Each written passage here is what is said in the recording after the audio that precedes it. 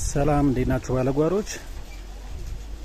ዛሬ አንድ ጥያቄ መጥቶልኝ ነበረ። እነዚህ እዚህ ጋር የምታያቸው ሁለት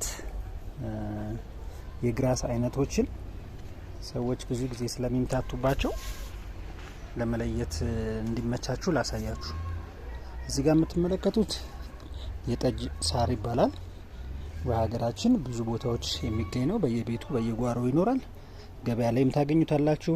ጭስ ላይ፣ ሻይ ላይም ይጠቀሙታል። እኛ ለጸረ ተባይ ወይም ፔስት ኮንትሮል ላይ እንጠቀመዋለን። እዚህ ጋር ደግሞ የምትመለከቱት ሌመን ግራስ ይባላል። ብዙ ጊዜ በውጭ ሀገር ጋርደኖች ላይ ነው የሚገኘው። አሁን እዚህም እየተለመደ መጥቷል። ምግብ ላይ ይጠቀሙበታል። ሞስትሊ ሌመን ግራስ ነው ይሄኛው የሚባለው። ብዙዎቻችሁ ስትጠይቁ ሌመን ግራስ የዚህ አይነት ነው። ወፍራም ነው፣ ቅጠሉም ሰፋፊ ነው እንደዚህ እንደምትመለከቱት። እኛ ሀገር ደግሞ ጠጅ ሳር የምንለው ደግሞ በእንግሊዘኛ ስሙ ሲትሮኔላ ግራስ ይባላል።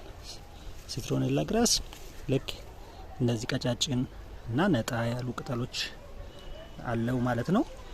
ሌላ ጊዜ እንዳይምታታባችሁ ለማሳየት ነው። ቴንክ ዩ